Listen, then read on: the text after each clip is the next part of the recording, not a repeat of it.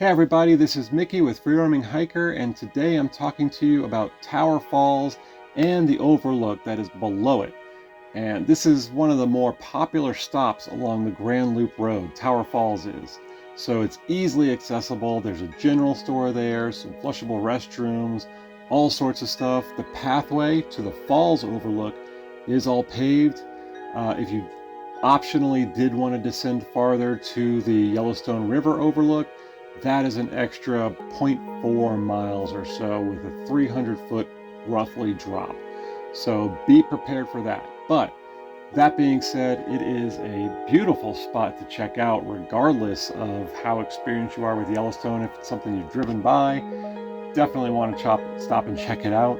And it is a stunning waterfall, and the overlook down to the river is a beautiful spot with some really fantastic features along the river. As mentioned, it is a short and sweet hike. You're looking, the whole thing is about a mile round trip, so not terribly far, but the descent down to the overlook can be a little strenuous for people, especially if you're not accustomed to hiking, but it is doable. So make sure you have water and snacks with you if the descent sounds, and the descent back up mainly, really sounds like more of a challenge to you. But either way, be prepared also for lots of good scenery, because it is beautiful. That being said, this is not going to be a terribly long video because it is such a short and sweet hike. But there's a large parking area by the general store. You will see it well signed, and you will see it obviously as you're coming either south from the Roosevelt Junction or heading north from Mount Washburn. It is hard to miss. So you park there and you start walking past the general store, you'll see the restrooms, and that's kind of where the trail begins. It is a paved trail, and it kind of winds around part of a hillside, and you get some great views of the Yellowstone River below, and then you just wind around in 1/10 of a mile to the Tower Falls overlook. And the Tower Falls overlook it's beautiful. It's one of the key spots in Yellowstone. It's a beautiful 200-foot waterfall that just makes a little narrow strip of water going down from a cliff. Great spot, stunning view, definitely worth checking out. The rest of the hike has nothing to do with Tower Falls. It is actually the overlook of the lower part of the Grand Canyon of the Yellowstone, where the Yellowstone River cuts through. And this is essentially the end of the Grand Canyon of the Yellowstone, the southern extent of it. And so the trail becomes more of a traditional single track trail, and it switchbacks down numerous switchbacks on its way down to this overlook.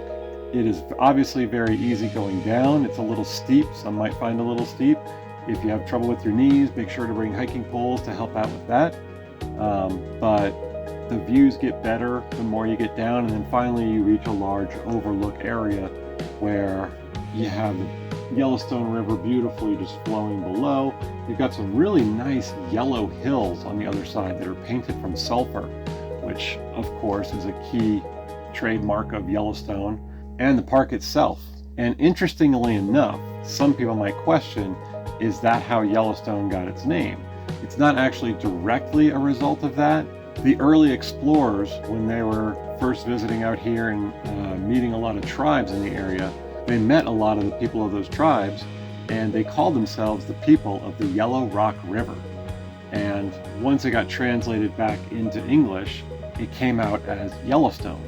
And this might not necessarily have been in Yellowstone National Park. This could have been hundreds of miles downriver where the people just wandered up and down the river depending on the season. So they named that river after what the tribe had told them, the Yellowstone River.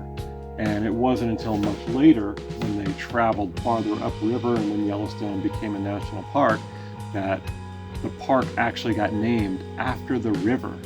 So that's where the name has come from. But you can probably see how it was at least inspired to get that name from the original tribes. Now, once you are down at the overlook, there are some access points to go down a little lower. A lot of people like going down to the shore and just putting their feet in the water and playing around there. Use your best judgment. It is very steep and slippery. There's a lot of slick rock and dirt and gravel, so be aware, be cautious, and just use your best judgment. With that, that is pretty much the hike. Obviously, the hike out is going to be pretty strenuous, especially if you're not used to hiking up hills or inclines. So be prepared for that. Have water. It's very dry in this area, so you'll definitely want to stay hydrated for the hike out. And yeah, if you have any other questions or comments, please leave them down below. Please like and subscribe. It really helps my channel a lot. I'm still pretty small as of this recording, so every little bit helps, and I really appreciate it. And thank you for watching, and happy trails.